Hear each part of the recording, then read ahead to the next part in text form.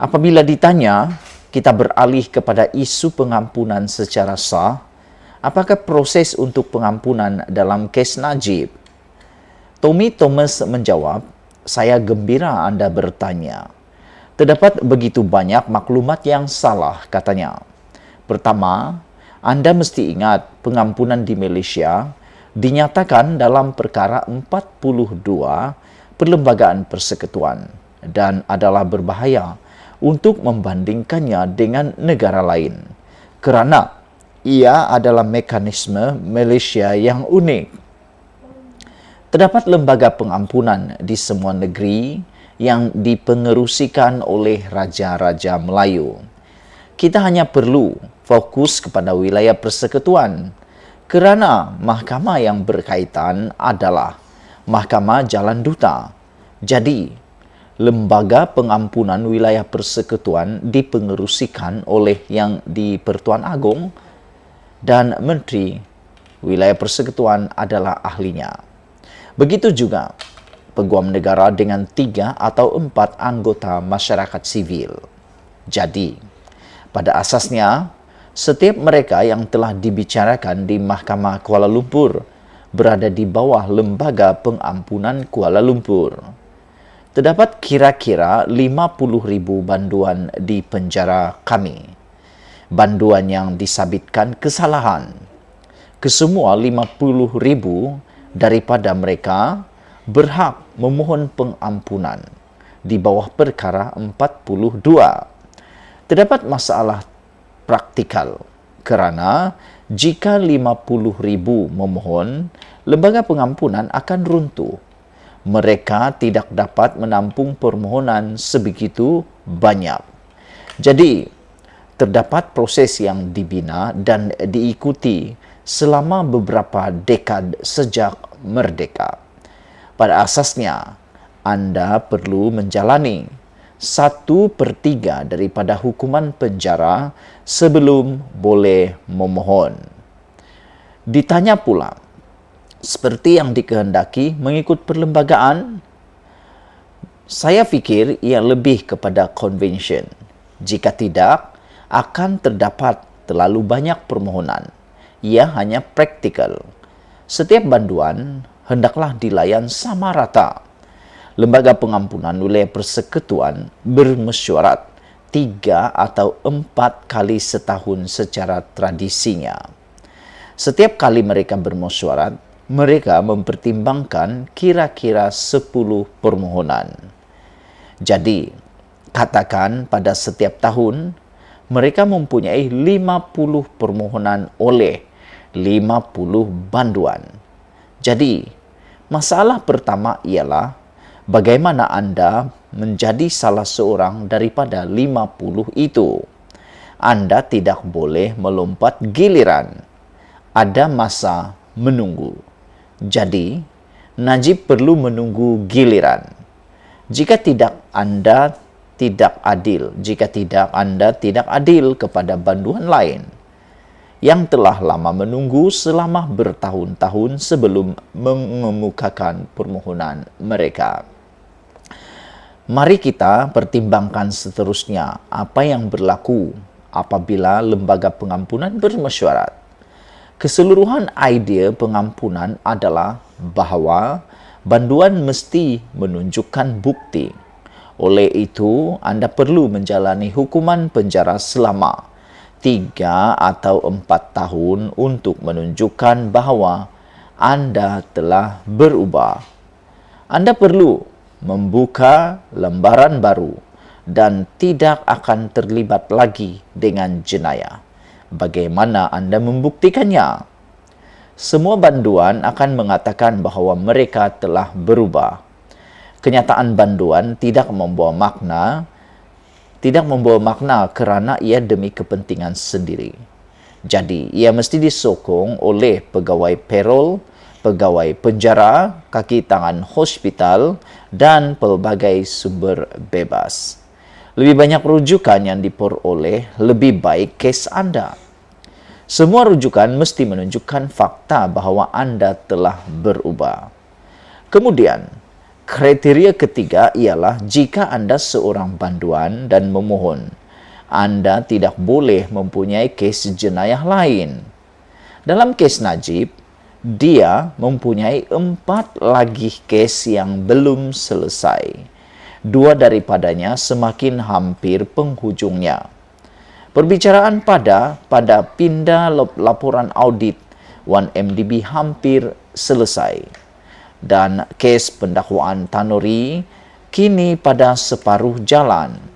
2 lagi belum bermula, iaitu kes pengubahan wang haram SRC RM27 juta dan kes pecah amanah jenayah IPIC RM46.6 juta.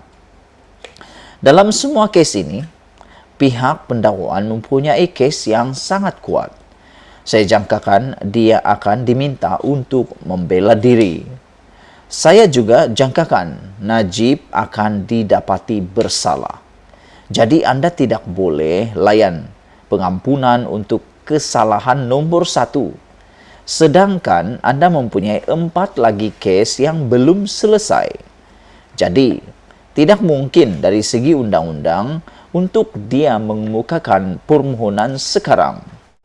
Jadi, Anda mengatakan pengampunan hampir mustahil? Jawabannya ialah ya, atas alasan undang-undang yang saya berikan sekurang-kurangnya pada masa ini. Sebarang kata-kata yang ingin Anda tambah? Saya rasa Malaysia patut berbangga dengan ini, yaitu sabitan SRC. Jika Anda melihat sejarah abad ke-20 dan 21 dalam 120 tahun yang lalu, jika Anda bertanya soalan, berapa banyak negara mempunyai sistem di mana Perdana Menteri atau Presiden yang kalah pada pilihan raya umum dan kemudiannya didakwa di mahkamah, bukan rampasan kuasa atau ditembak, mengemukakan pembelaannya dan kemudian merayu dan akhirnya dia didapati bersalah dan mula menjalani hukumannya. Malaysia menyerlah dan kita harus berbangga dengannya. Satu contoh ialah India dengan darurat Indira Gandhi. Apabila Pakatan Janata menang pada 1976, semua orang menjangkakan kerajaan baharu akan mendakwa Indira kerana dia menyalahgunakan darurat. Dia seorang diktator dan Janata berkuasa lebih lama daripada Pakatan Harapan. Mereka mentadbir selama 3 tahun. Peguam negara tidak mendakwanya. Sebaliknya, mereka mempunyai Suruhanjaya yang tidak berkesan yang dipanggil Suruhanjaya Shah. Ia adalah satu pembaziran massa. Peluang hilang begitu sahaja dan India sentiasa menonjolkan dirinya sebagai mempunyai sistem politik yang matang. Lihat Israel ketika Benjamin Netanyahu menjadi Perdana Menteri. Mereka kata dia Perdana Menteri, sangat sukar untuk mendakwanya. Malah peguam negaranya sendiri berkata dia harus didakwa. Sekarang, dia bukan lagi Perdana Menteri dan kes itu belum bermula. Israel juga menganggap dirinya lebih matang daripada kita. Satu-satunya negara yang saya tahu ialah Korea Selatan. Tetapi Korea Selatan bukan negara yang mengamalkan undang-undang lazim. Perbezaannya terlalu besar. Korea Selatan melalui tempoh di mana hampir setiap presiden bersara didakwa. Kemudian mereka menyedari ia tidak baik untuk politik kerana tiada sesiapa yang mahu menjadi presiden. Saya percaya pendakwaan sedemikian telah dihentikan di Korea Selatan. Dan akhirnya, bekas Presiden Amerika Syarikat Donald Trump. Sehubungan itu, kita patut berbangga dengan fakta bahawa kita telah meletakkan Najib dalam penjara dan negara kekal stabil. Dia dipenjarakan dan matahari terus bersinar dan rakyat terus dengan kehidupan seharian mereka. Negara ini begitu stabil walaupun ada yang membuat bising dan ini hebat. Rakyat Malaysia boleh berbangga. Bolehkah semua ini berlaku sekiranya Pakatan Harapan tidak berkuasa? Untuk kredit, pengundi Malaysia mempunyai skandal 1MDB pada 2016, 17 dan 2018 sebelum PRU 14. Mereka yakin dengan penjelasan ringkas Dr. Mahathir tentang pencuri-pencuri dan 52% pengundi mengundi PH menyebabkan pertukaran kerajaan. Pengundi ini tahu sangat bahawa 1MDB adalah sebab utama. Tiada pengundi yang mengundi PH akan mengatakan mereka tidak tahu tentang 1MDB atau Najib pencuri. Jadi pengundi mahukan ini. Dr. Mahathir jadi Perdana Menteri. Dia lantik saya, kemudian tinggalkan saya sendirian. Saya dakwa Najib. Saya dibenarkan untuk melantik peguam terkemuka di negara ini bersama-sama dengan DPP Timbalan Pendakwa Raya yang berpengalaman dan mahkamah didapati memihak kepada kes yang lebih kuat. Anda juga mesti memuji pengganti saya, yaitu Idrus Harun, yang tidak mengganggu mana-mana perkara ini atau memecat peguam yang kami lantik. Dia meneruskan proses itu. Jika Anda mesti mengucapkan tahniah kepadanya. Dan Anda mesti mengucapkan tahniah kepada dua Perdana Menteri, Muhyiddin Yassin dan Ismail Sabri Yaakob, yang menjejaki Tun Mahathir semasa mereka meneruskan proses ini. Dan akhirnya 9 hakim itu. Jadi, saya akan katakan ia adalah penemuan banyak faktor dalam 4 tahun yang lalu yang menghasilkan keadaan gembira hari ini. Semua orang patut berbangga. Pembuat bising dalam UMNO adalah minoriti kecil sebenarnya.